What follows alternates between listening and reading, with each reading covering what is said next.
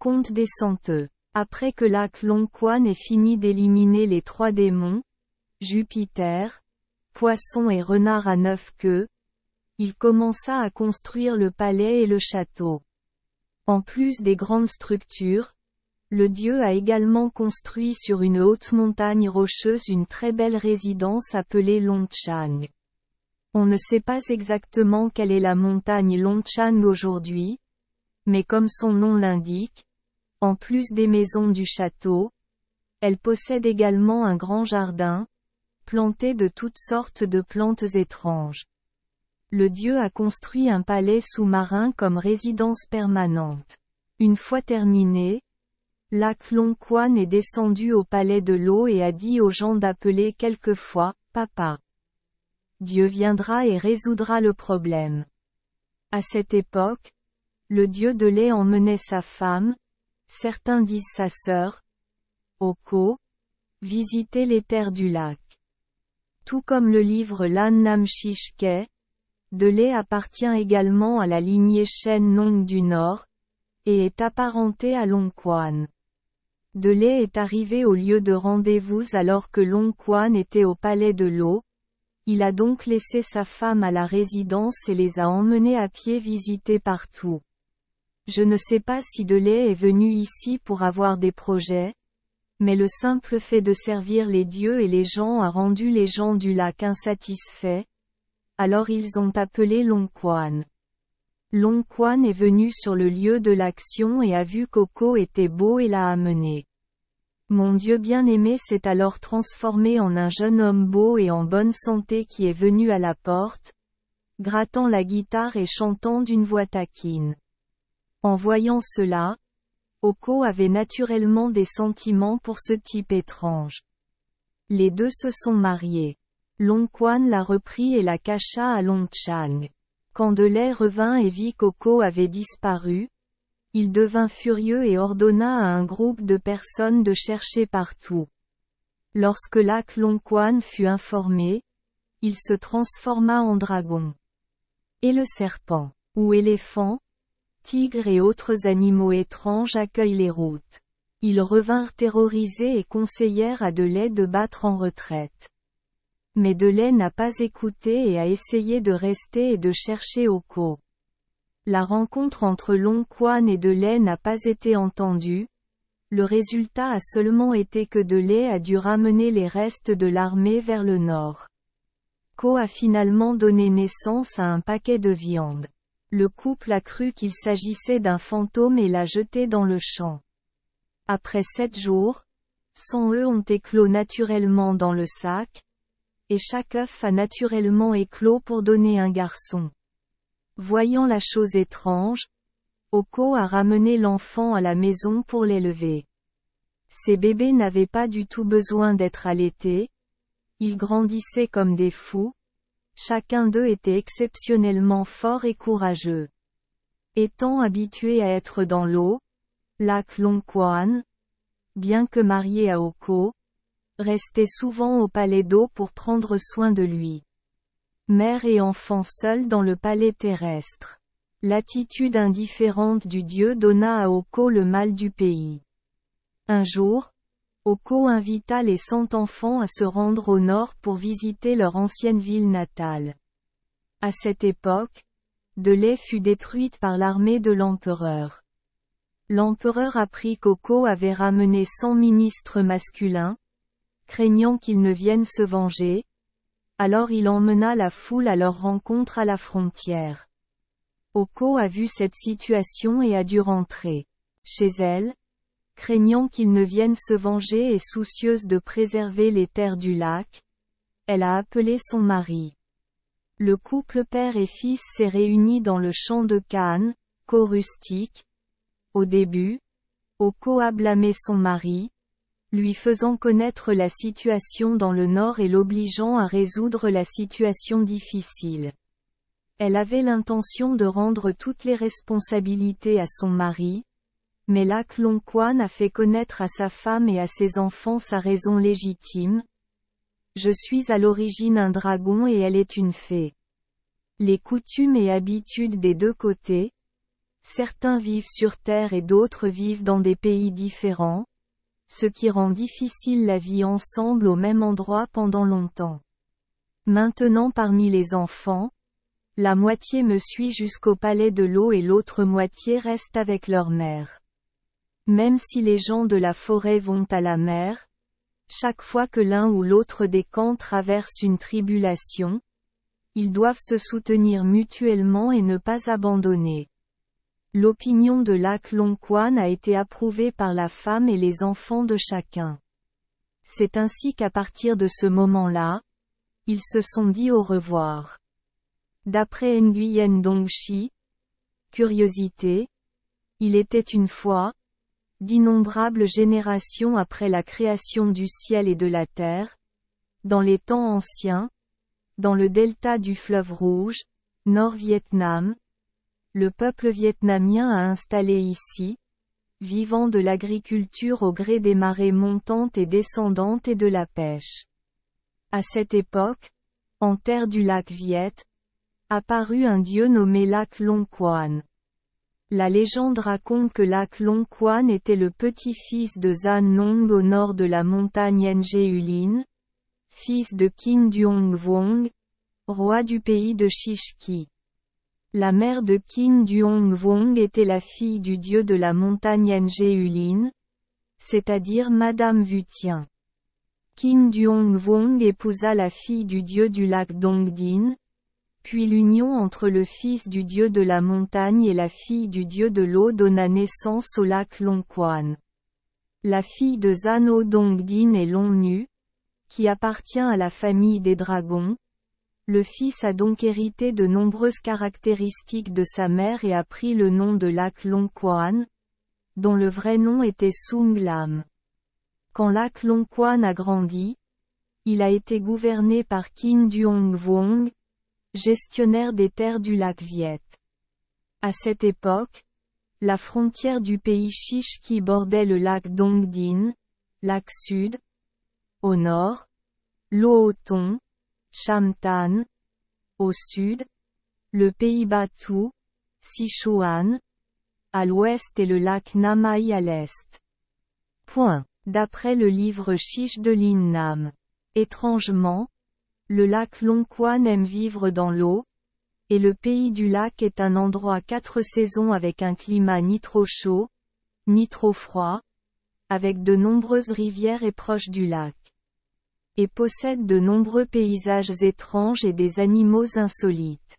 Le lac Long Quan s'est dirigé vers le sud-est, stationné le long de la côte. À cette époque, la population de la région côtière était terriblement endommagée par un énorme poisson qui avait vécu d'innombrables générations pour devenir une star. Quelle étoile de poisson traîne souvent dans le golfe du Tonkin pour causer du malheur aux gens?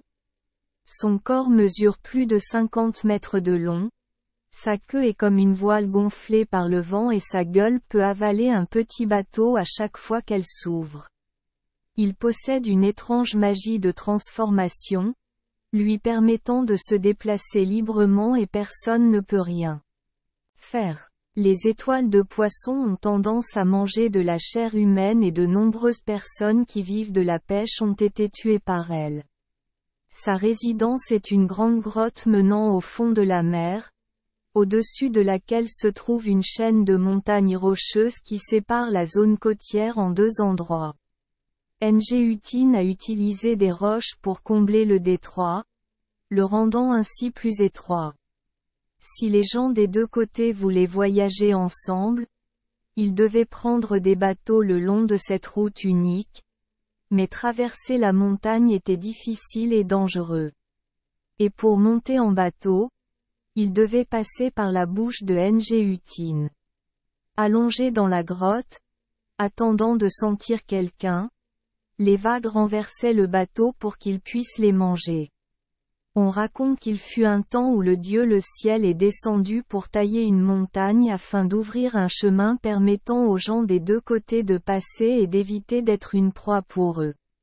Le monstre s'est ensuite transformé en poulet blanc et a gravi la montagne pour chanter 3 fois, provoquant l'appel du dieu du ciel au ciel, alors il a abandonné son travail et est retourné au ciel. Des traces de sculptures en pierre inachevées dans cette imposante chaîne de montagnes subsistent encore aujourd'hui. Les gens l'appellent encore le chemin du Bouddha. Lorsque le lac Longquan est arrivé, il a entendu parler des effets nocifs de Ngutine et a donc décidé de l'éliminer. Le dieu lui dit de construire un grand bateau, de forger un gros bloc de fer chauffé au rouge, puis de le ramer jusqu'à l'entrée de la grotte du monstre marin. Le poisson avait l'habitude d'ouvrir la bouche pour attraper sa proie. De façon inattendue, Longquan lui lança un bloc de fer chauffé au rouge. Le monstre bondit, résista frénétiquement et se battit contre Longquan. La bataille acharnée entre le dieu terrestre lac et le monstre marin a créé des vagues et des vagues, provoquant des éclaboussures d'eau sur toute la zone. Les deux camps se sont battus sans interruption pendant 3 jours et 3 nuits. Longquan a reçu l'aide du dieu de la mer pour empêcher la tempête, bloquant ainsi la voie à l'étoile de poisson pour s'échapper vers la mer. Ayant été soudainement projeté à la gorge par un bloc de fer rouge et rencontrant un adversaire puissant, Ngutine a d'abord eu du mal à contre-attaquer férocement, mais ensuite son élan s'est progressivement affaibli et il n'a plus pu riposter, essayant de trouver un moyen de s'échapper. Lac Longquan était déterminé à ne pas lâcher prise. Il a poursuivi Ngutine et l'a tué, le coupant en 3 morceaux, faisant couler son sang rouge sur la mer. La queue de Ngutine a été dépouillée de sa peau et étendue sur une île au milieu de la mer, aujourd'hui appelée île Bac Longvi. Dongu s'est transformé en phoque, a été poursuivi par le lac Longquan, l'a tué et a jeté sa tête sur la montagne rocheuse, maintenant également connue sous le nom de montagne Dogdo, d'où Doson. Le corps de Ngutine a été emporté par les vagues jusqu'au pays de Manco. Aujourd'hui les gens l'appellent Koh Manco. Après avoir éliminé Ngutine dans la région du lac Longquan a été invité par les habitants de l'intérieur des terres à éliminer un autre monstre. Appelé renard à 9 queues, renard à 9 queues. À cette époque, à Lombien, aujourd'hui à Hanoï, à l'ouest, près de la rivière Onga, il y avait une montagne rocheuse avec une grotte profonde et large. Les gens encore l'a appelé renard à 9 queues. Fox Cave, Loongok. Parce que cette grotte a été occupée pendant longtemps par un renard à 9 queues. La légende raconte que le renard a vécu plus de 1000 ans, s'est transformé en étoile et avait suffisamment de magie pour se transformer en humain et en animaux, se mêlant souvent aux gens pour capturer des femmes et les emmener dans la grotte pour les violer. Parfois, le monstre se transforme en diable et taquine les gens à mort. Les gens étaient effrayés et confus, car l'esprit du renard se mêlait souvent aux gens et causait des problèmes de toutes sortes de manières, les obligeant à abandonner toutes leurs terres et leurs maisons loin des zones proches de sa grotte. Voyant que les gens avaient de plus en plus peur, Otine devint encore plus extravagant, se rendant là où vivait le peuple Man pour semer le trouble. Il y avait une tribu du peuple Man qui vivait depuis longtemps en paix autour de la région montagneuse de Tan Vien, tissant tissu pour créer un style unique de chemise blanche. À porter, c'est ainsi que les gens l'appellent encore homme en vêtements blancs. Ils cultivent du riz sur brûlis, utilisant le feu comme labour, vivant au milieu d'une nature fertile, donc leur vie est tranquille et heureuse, jouant et chantant souvent toute l'année. Les esprits renards viennent se transformer en jeunes hommes ou en belles filles, se fondent dans la tribu des hommes vêtus de blanc et chantent ensemble, puis séduisent les gens dans leur grotte pour les servir ou les violer à mort. C'était maintenant au tour du peuple Man de souffrir à cause du monstre. Lorsque les plaintes du peuple parvinrent aux oreilles du lac Long Quan, le dieu vint à la grotte de Hotin. Voyant quelqu'un oser venir à la grotte, Hotin s'est précipité dehors et a été arrêté par le lac Long Quan. Une terrible bataille eut lieu. Le renard a utilisé la magie pour se transformer en de nombreuses formes, dans l'intention de nuire à l'adversaire, mais face à un adversaire fort et rusé, le monstre savait qu'il ne pouvait rien faire, alors à la fin il a dû s'enfuir. Lac Long Quan a placé un siège serré autour de l'entrée de la grotte, a mis le feu à une clôture pour bloquer Hotin et a utilisé un miroir de fer pour le frapper à mort. Le monstre a révélé sa vraie forme comme un grand renard à 9 queues. Les gens capturés par Hotin ont été capturés par Hotin. Dans la grotte ont tous été libérés par le lac Long Quan. La grotte du monstre a été détruite par les subordonnés du lac Long Quan qui ont apporté de l'eau de la rivière Kai. L'eau s'est inondée pendant plusieurs jours et plusieurs nuits, envahissant fortement la grotte, creusant un lac profond, provoquant la disparition de toute la montagne rocheuse. Les gens l'appelaient la lagune de Conseao, barrage de l'Oo ou lagune du cadavre de renard, Tiobac, et l'a changé plus tard en lac de l'Ouest. Les personnes qui avaient longtemps échappé à la catastrophe de Hotin ont été rappelées pour vivre sur les hauteurs à côté du lac et planter des arbres, cultivant et faisant des affaires dans les champs plats de la rive ouest du lac Conseao, aujourd'hui encore appelé Village Haut. Après avoir éliminé 2 monstres dans l'eau et dans la plaine, Lac Long Quan entendit parler de la destruction d'un monstre. Monstre à Fong Cho. À l'origine, il y avait ici un arbre ancien vieux de plusieurs milliers d'années, extrêmement grand et luxuriant, couvrant toute la zone, appelé l'arbre chien d'âne. Après une grosse tempête, l'arbre a été déraciné. L'essence de l'arbre se transforme en un monstre, parfois caché, parfois visible, faisant des ravages partout. Les gens l'appellent Moktin, aime capturer les gens pour les manger vivants, tuant d'innombrables personnes. Lac Long Quan a décidé d'agir pour éliminer le mal. Mais a rencontré la magie de Moktin puissant, ils se sont battus pendant plusieurs jours et nuits sans broncher. Les subordonnés de Lac Long Quan se sont précipités pour aider, mais n'ont rien pu faire à Moktin. Cela n'a pas pu vaincre le monstre, Lac Long Quan. Puis il s'est appuyé sur son père, Kim Duong Vuong. Rencontrant un adversaire plus puissant, Kim Duong Vuong avait Lac Long Quan pour l'aider dans le combat. Moktin fut donc grièvement blessé et dut trouver un moyen de fuir. Il a rampé vers le sud-ouest puis s'est transformé en un démon appelé Bone Devil.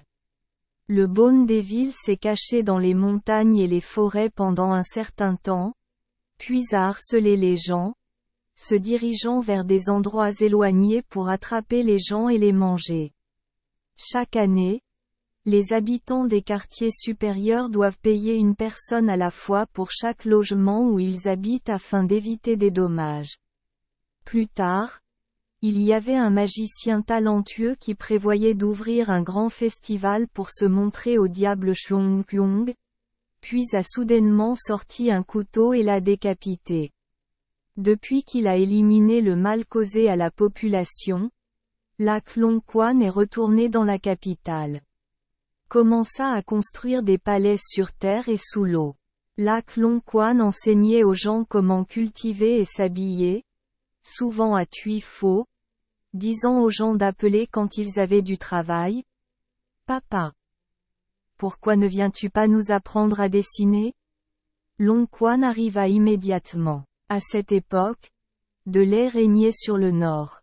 Il était un descendant du dieu Nong. Voyant la paix dans le monde, il partit visiter le pays de Xichqi au sud. Pendant ce temps, Long Quan était à le palais de l'eau. L'empereur Lê a laissé sa fille bien-aimée, Oko, pour y rester et ensuite visiter les localités. Les gens souffraient à cause des problèmes des parents du nord de Longquan. Alors ils ont élevé la voix ensemble et ont crié « Papa, reste ici. » Ou « Pourquoi laisser le seigneur du nord venir envahir le peuple ?» Longquan est arrivé, a vu Oko seul dans la rue, avec une belle apparence, et est tombé amoureux. Longquan s'est transformé en un beau jeune homme en bonne santé, apparaissant devant le piano, chantant pour taquiner Oko. Oko, voire par sympathie, Longquan a emmené Oko à Longchang, un château construit sur une belle haute montagne rocheuse. Quand de Lê est revenu, Oko n'a pas pu être trouvé, alors il a envoyé ses subordonnés pour tout chercher. Là où cela ne pouvait pas fonctionner, ils durent retourner dans le nord. Longquan et Oko vivaient ensemble, et 1 an plus tard, ils donnèrent naissance à un sac d'œufs, qui donna naissance à une centaine de fils. Les enfants grandissaient inhabituellement vite, étaient en bonne santé et plus courageux que les autres. Longquan séjournait souvent à Tuifo pour qu'Oko puisse vivre avec ses enfants dans le palais sur terre. Loin de son mari, Oko manquait de son ancienne ville natale, alors elle emmenait ses enfants visiter le nord. À cette époque, de Lê a été détruit par l'empereur. Apprenant qu'Oko avait amené 100 fils à la frontière, l'empereur avait peur de se venger, alors il envoya des soldats pour l'arrêter. Oko et ses enfants retournèrent dans le sud, appelant Longquan à venir. Mari et femme, père et fils, s'y sont rencontrés. Oko dit. J'ai vécu avec toi et j'ai donné naissance à 100 fils. Maintenant, il m'a laissé sans père, sans femme, sans mari, et il ne s'apitoie que sur lui-même. S'il te plaît, laisse-moi te suivre. Longquan a dit. Je suis un dragon, tu es une fée, l'eau et le feu sont différents, certains aiment vivre sur terre, d'autres aiment vivre dans l'eau, les deux côtés ont des personnalités différentes, ils ne le font pas. Je ne vis pas ensemble en même temps, dans un endroit de longue date. Maintenant, la moitié d'entre vous me suivra jusqu'au palais de l'eau, et l'autre moitié restera avec ma mère. Même si les 2 camps vivent dans la forêt et l'autre dans la mer, quand quelque chose arrive, ils croient l'un en l'autre et ne se quittent pas. Des centaines de fils ont tous obéi à leur destin puis se sont séparés, 50 ont suivi leur mère jusqu'à les montagnes, 50 suivirent leur père, retournèrent à la mer, divisés entre eux pour gouverner les lieux. Les ancêtres du peuple vietnamien sont partis de là. Oko et ses 50 enfants à Phong Son, aujourd'hui district de Ba Cac, adoré comme seigneur le fils aîné, appelé Ân Vuong, c'est-à-dire l'ancêtre du peuple vietnamien. Merci les enfants des Esperluette Croisillon 39. Avoir écouté des contes de fées au jour Esperluette Croisillon 39. 8. Espérons que les histoires apporteront aux enfants des moments heureux et significatifs. Si vous aimez notre chaîne, veuillez appuyer sur le bouton S Esperluette Croisillon 39. Abonner, pour ne manquer aucune histoire intéressante. Je vous souhaite une bonne nuit de sommeil et de beaux rêves. Rendez-vous dans la prochaine histoire.